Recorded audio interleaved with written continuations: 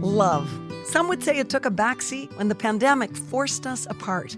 As a family-run and proudly Canadian-owned company, Charm Diamond Centers saw the need to bring us together with tales of love and created the Canadian Love Map podcast. Since then, we've shared hundreds of real, uplifting stories that prove love conquers all. So thank you for listening. We couldn't do it without you. And remember, love starts here. This episode of the Canadian Love Map contains a brief mention of sexual assault. Please take care. This is a true Canadian love story. We were meant to be together. I can't imagine my life without you. Honestly, he's the light of my life. It's nice to be in that tractor beam of love. I'm her biggest fan. I think I knew I'd lost my heart again. I knew I wanted a marriage like that. Difficult roads can lead to very beautiful destinations. Well, love is the most important thing.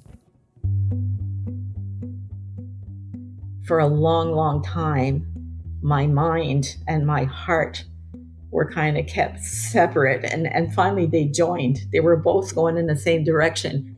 My mind kept saying, don't go there. It hurts too much. Just don't go there. Don't go there. Don't go there. And my heart was, I wonder how he is. I wonder how he's doing. I hope he's okay, you know? Hi, I'm Nancy Regan. Today's love story belongs to Yolande from New Brunswick. This mother and grandmother held on to a secret for decades, the buried memory of a pregnancy and birth that wasn't cause for celebration. In fact, it was mired in pain.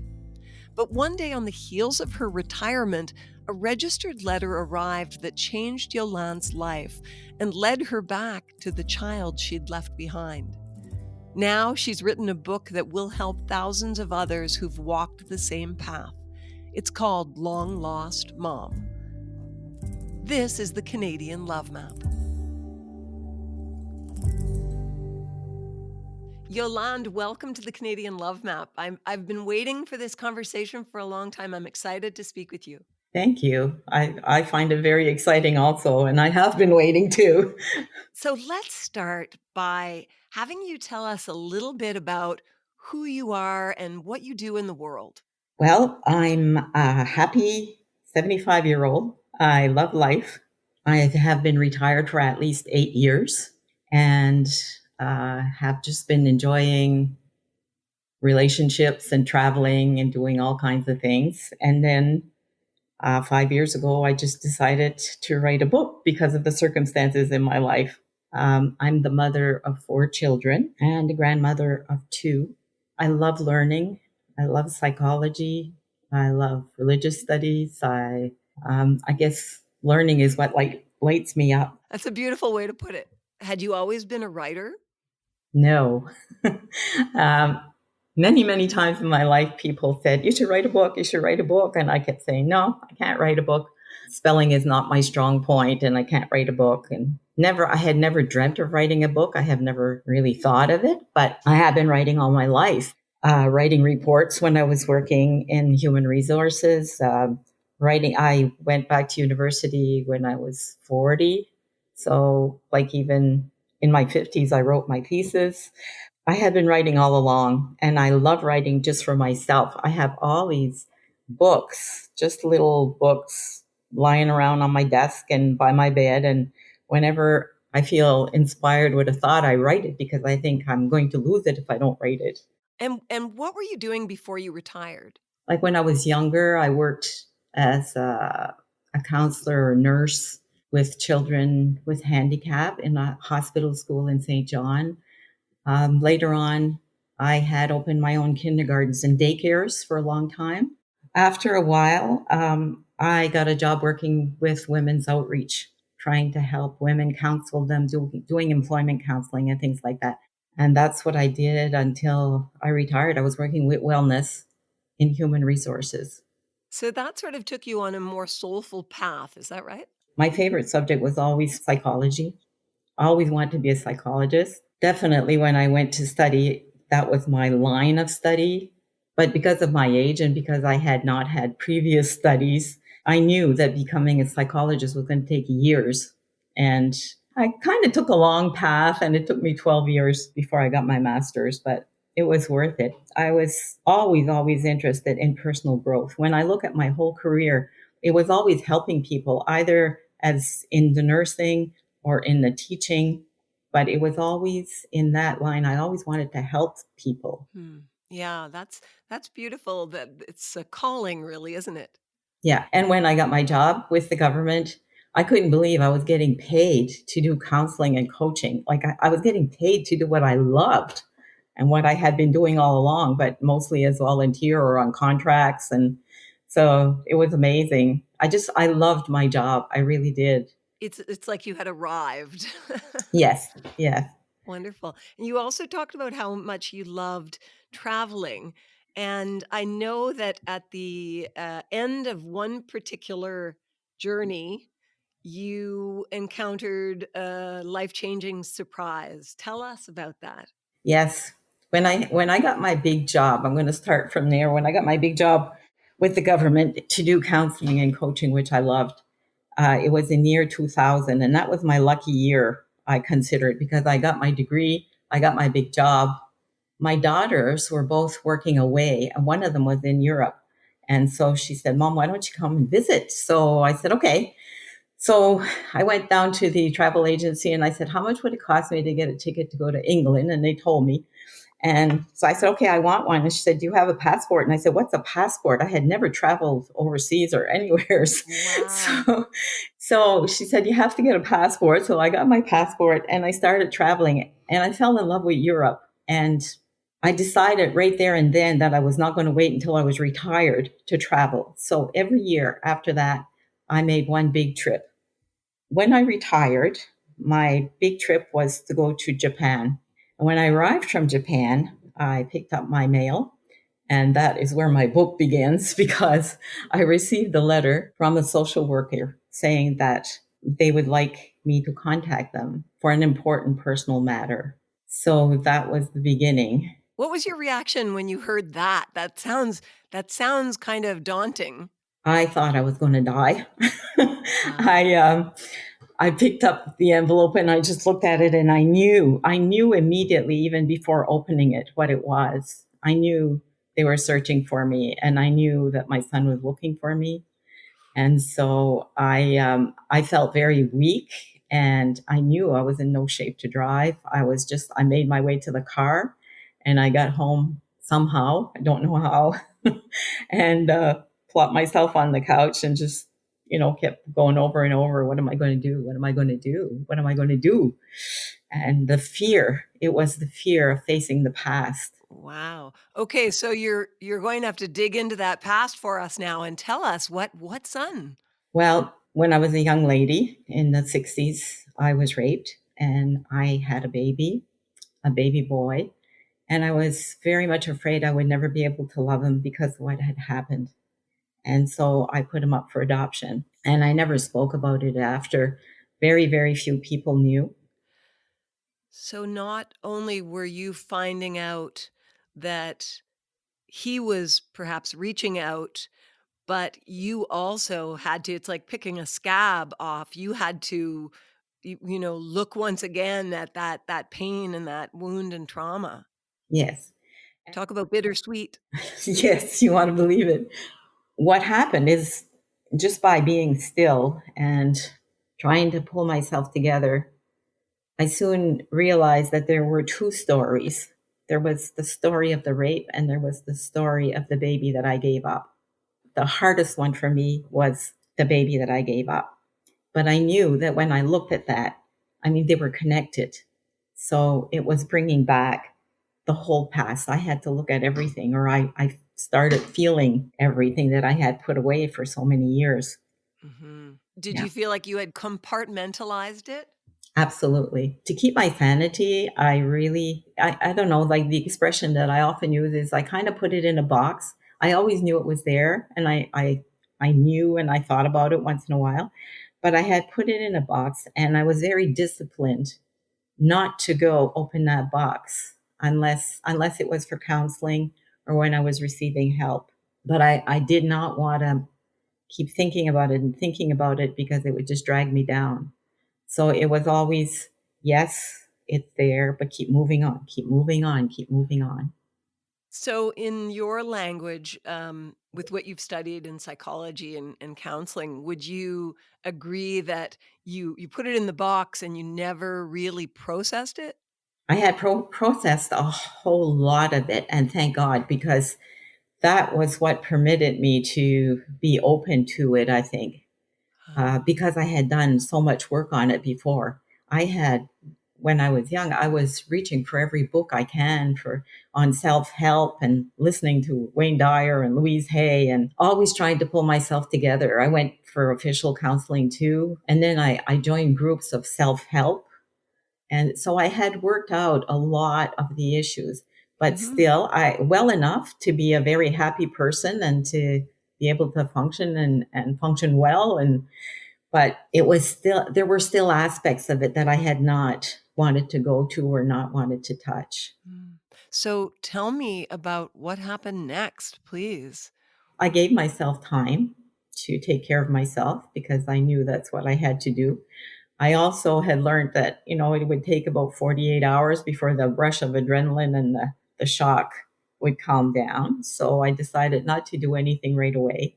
I decided to keep everything as normal as I could in my life, keep going to my exercises, keep going to play Pilates. And it just went on as if nothing was there, meeting the people. But I was very fortunate that I had a great trip that I could kind of go back to. So when I meet people right away, that's what I talk about. They say, "Oh, how did you like Japan?" And I tell them all the stories about Japan. And Wow. It sounds like you really honored your own boundaries and almost treated yourself like a client, if you know yes, what I mean. yes, I knew what to do. So I gave myself 3 whole days, knowing I had to make the call, knowing I wanted to make the call, but unable to reach for that phone right away, just processing everything that was going on. And then on Friday morning, because I knew it was going to be the weekend before I went to my exercises, I said, okay, this is it. You have to make the call to the social worker. So I did. And what did that call yield? It was difficult to make, but at the same time, I finally had to face it. He had news from my son. He said, like your son said, I could tell you this, like I could tell you that the adoption went well, things like that. I was not ready to speak to my son I just had to take some more time. So he said he could help me. He could facilitate the conversations or the letters. And in that time, like all the adoption records and everything were still locked. They were still sealed. So he could not reveal anything unless I gave him permission. The social worker, you mean? Yeah. Right. So he said he could send me a form to fill, and on it I could say exactly what I wanted to reveal. So I said I would think about it. I gave him permission to get back to my son and talk about our discussion. So a connection was forged, even though it wasn't a direct connection. It was like a pipeline was established. That's right. And did your son, to your knowledge, did your son know about the circumstances of your pregnancy? No, that was one of my questions to the social worker because I said, I always knew I would never look for him because I wasn't supposed to, because I had signed papers saying that I wouldn't. But I always knew that if he showed up, that I would not reject him again. And so one of my first questions to the social worker was, does he know that I was raped? And he said no. He went to check the files and he said no. There's nothing that says that he knows. It's so much. And I can't help but wonder if I was in your position, I'm thinking I might, be caught in the dilemma. What is worse for him, to not know who his mother is or to know how he was conceived? Yeah, and I don't think right at the moment when I was talking to the social worker, the only thing I knew was that he deserved to know the truth. Mm. But I was more concerned about how I was going to react. Like I was petrified because I had gone for some counseling, but I also knew that when I would see him, there would be a physical reaction. And I was afraid of what my reaction would be because what I felt the most was fear. it was tapping into the rape. Mm-hmm. And so I was afraid to see him, afraid that he may look like his father, afraid that I couldn't accept him, afraid that I would maybe faint or slam the door in his face. Like I didn't know how I was going to react. So Wow. that was very, very scary. Can I do this? Can I do this? Can I do this? But isn't it amazing that you had been working your whole life, unknowingly in a way, you'd been working your whole life to prepare yourself for this? Absolutely. 46 years later, all my life thinking and not thinking it because pushing it away, but always with the fear, like little things would happen. And I would think, oh my gosh, like he could show up. He could show up on my doorstep. What would I do? But I wouldn't stick on that. I just put it back in the box. It's not there. It's not now. When it happened, he wasn't on my doorstep, definitely. And some of the information that I got was that he was living in Vietnam. So he definitely wasn't at my doorstep. But he was searching for me. And I couldn't refuse that. I knew immediately that I would give him the information and I would answer his call, whatever it was. I just didn't know how I was going to do it. Wow. I see this image of your big, beautiful heart, being there as a potential for him, but you just not knowing if you could open it to him. Yes. That's really touching. Yeah. So what happened next? With the social worker, I had a talk and he said, do you suppose seeing photos would help?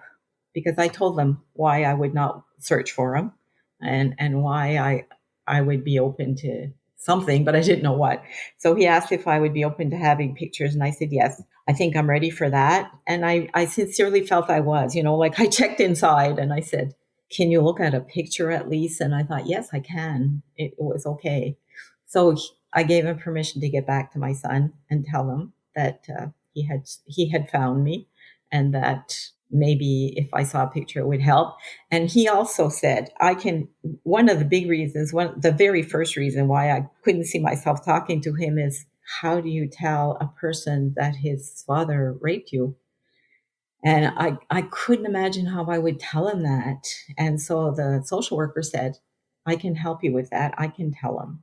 And so I agreed to that. And so a few days later, like this was Friday, and then on Monday, I received a letter from the social worker saying, here are 2 letters that your son has written for you. So he sent me the letters. There was a lot of stuff crossed out. Anything that was identifying would be crossed out. And so I read the 2 letters, and then it took me a couple of days before I could answer. Like I knew the letter, or I was hoping that I would get a letter, but I was still taken aback when I actually got it. And I realized it was really him writing to me. And his words really, really touched me because at one place he said, my mother should feel no shame. She should be happy she gave me life. And that went right straight to my heart. And from there on, I couldn't stop going forward instead of going backwards and trying to hold back, This podcast is brought to you by Charm Diamond Centers, Canada's largest family-owned jewelry store. They are proud to be putting love on the map, and the staff at Charm Diamond Centers are thrilled to be a part of your love story too. So visit charmdiamondcenters.com or one of your local stores. Love starts here. When did the book idea come about? At what stage of your relationship? Well, we wrote for a year and a half. And during that time, there was a lot of growing going on. We were writing emails back and forth. And then I asked him if I could come and see him in Vietnam. So my 2 daughters and I went to meet him. Oh, Yolande, I have to back up for a moment then, of course. When and how did you go about telling your daughters? Oh, that's a whole other chapter in my book about telling my son first, because I have a son also, telling my son that he had a brother. The fascinating thing is that my son, he was adopted in a little place called Shediac Bridge.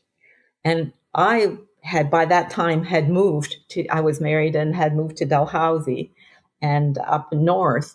So after I separated 10 years later, we came back and I lived in Grand Dig.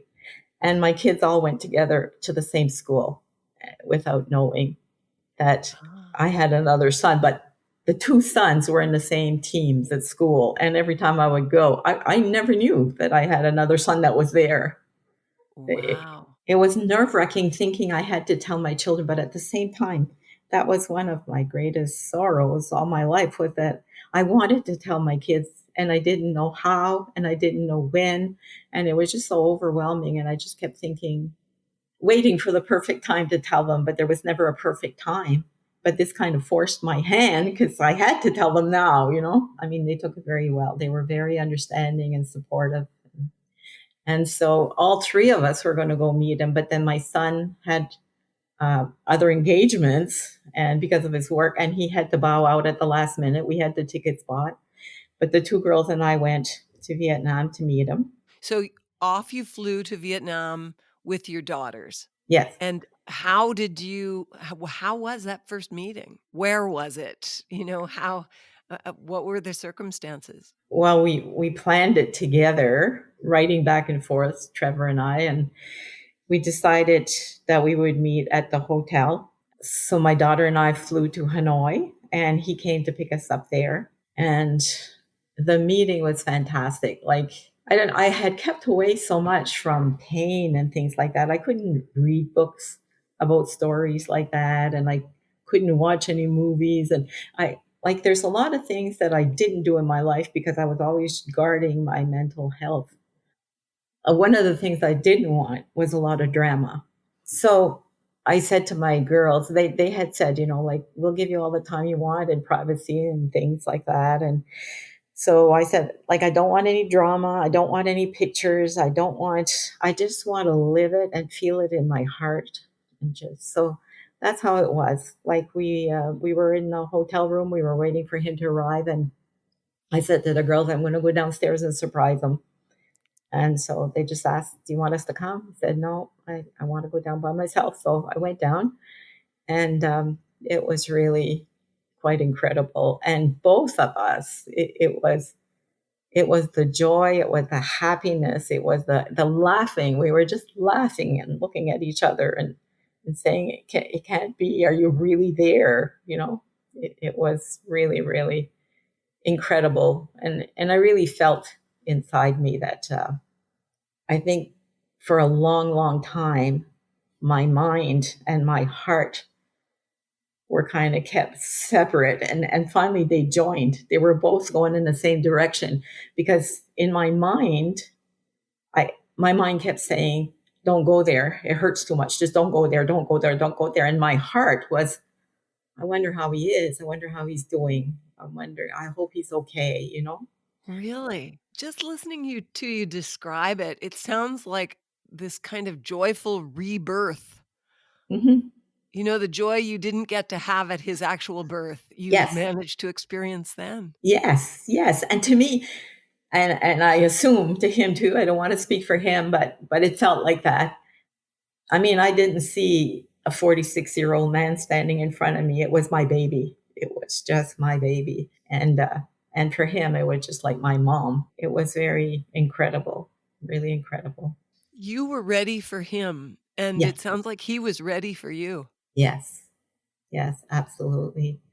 And I always told them one of the best things that you did to help us along was going through a third party to find me, because of that fear. I thought, had he shown up at my door, and maybe I would have fainted, maybe I would have slammed the door. I don't know what I would have done, but he would have been so hurt, and it wouldn't have been his fault, and it wouldn't have been my fault. But so for him to go through a third party and give me chance to do that healing by myself, for a year and a half, we wrote back and forth. We got to know each other. And then finally it was the big moment, It's extraordinary. And I also think it's extraordinary that you ended up, as I understand it, writing the book not just for yourself and about your own story, but because of so many others. Exactly. And that's what happened when I got back from Japan. When I got back from visiting him for 2 weeks in Vietnam, I got another notice from Fredericton saying that as of April 2018, all adoption records that had been sealed for hundreds of years were going to be opened. And I realized like we were part of a bigger story. It was the story of all the unwed mothers and the illegitimate children. And at the same time, like when they were opening these records, I mean, it was published, it was on the newspapers and everything, you know, adoption records are being opened, and now the children and the parents have access to the information. And when I read this notice that said they were going to open all the adoption records, immediately my heart just went out to all these mothers that are still in hiding. And I remember the pain or the shock that I got when I was found, and the pain, and at the same time the relief, because you've been wanting to talk about it all your life and you can't, you know.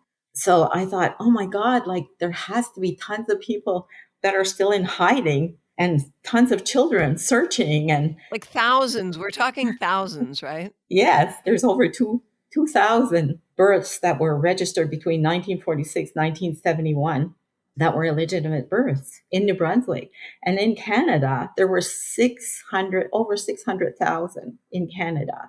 And this was happening also in the UK, in the US, in New Zealand. And all these countries, little by little, are opening the records now, and people are looking for each other. And also because of DNA, people, I mean, people come up to me when I do a reading in my book, and people come up to me and say, you know, like, I'm 30 years old. I just found out that I was adopted. I'm petrified to find my mother, but you help me understand. It's a story that's very current, and it's a story that had the link to a greater story. And you give them such a gift in talking about the fact that you were in hiding. Yes. You know, deep in hiding for so long, and you've managed to go from there to not only embracing your son, but to putting it out into the world for others to read and learn from. Yeah. Like that's an incredible gift. In my own book, I talk about the fact that so many people in our world have a negative connotation around self-help books or journeys of self-exploration. And yet what you've learned and what I've learned is that it is true that is a self-centered endeavor. But being self-centered is not just a gift to yourself, but to others. Yeah. Would you agree with that? Oh, totally. 100%. It's one of the things that pushed me all through my life was to get better and to get healed so that I would be a good mother to my kids. That was my goal, because I believe that the more I healed, the better they would be for it. I mean, the more love I had in my heart, the more love they would have too, you know? Well, I've got a lot of love in my heart right now. You've filled it up. Well, that's good to hear. Yeah. Yolande, just tell me about the cover of your book. Okay, the cover is two chickadees. One winter, once my son found me, I was learning to paint, and I painted two chickadees on a branch with some berries, and it was one of my best paintings. And in the spring, and I didn't paint it because my son had found me, but in the spring, I looked at it one day, and it just reminded me of this little book, a children's book that says, "Are you my mother?" And it's almost like one chickadee's looking at the other and saying, "Are you my mother?" And it reminded me of that. And that's why I asked when they did the book cover, could they use my painting? So they've got something which is very, very similar. Tell me about your relationship with your son now, just so we don't leave any loose hanging threads before we leave this beautiful conversation. We have been very close. You know, it's not a fairy tale. It's like sometimes, you know, people say, well, I read your book and it's so wonderful. But it's not, it's a happy ending, but it's not a fairy tale. It's real life. We have our challenges and we have to work through them. And sometimes it's very difficult. And it strikes me that's the same as any parent-child relationship. Exactly. Yeah. And we all, you know, we came into, it's, you know, it's almost like a marriage in a way, like you come in with all your own baggage. Yes. And so there's a lot of things to work out, and some things will never be worked out. You just have to accept that's the way it is. Well, I am so grateful that you were willing to not only tell us your story, but to tell your story to the world and share it on, on behalf of so many people. I can't imagine how many messages you get from people saying, thank you. I needed this, and you're telling my story. I need to take time also to absorb all this, knowing that my story is out there, knowing that people know now, it rocks the boat, and I have to just go slowly. And I don't think I will ever be a great marketer, so I don't know how many people will read it, but my intention is that it falls in the hands of people that need it the most. Where can people find it? Any bookstore. You can walk into any bookstore and order it, but it's not on the shelves. So it's at Amazon, it's at Chapters, it's at any bookstore. You can request it. I'm planning on doing a tour eventually, maybe in the fall. And the book, of course, is called Long Lost Mom. I want to say thank you for writing it and for living it. Well, thank you so much for giving me this opportunity to speak about it. I'm sure it's going to reach a lot of people. Thank you so much. Thanks so much for listening to the Canadian Love Map. If you love us, please subscribe and share. And if you want to help us spread the love even more, rate and review our podcast. We'll be back next week with another love story to add to the map. This podcast is presented and made possible by Charm Diamond Centers. It's hosted by me, Nancy Regan, and is produced and distributed by Podstarter. This has been a Podstarter production.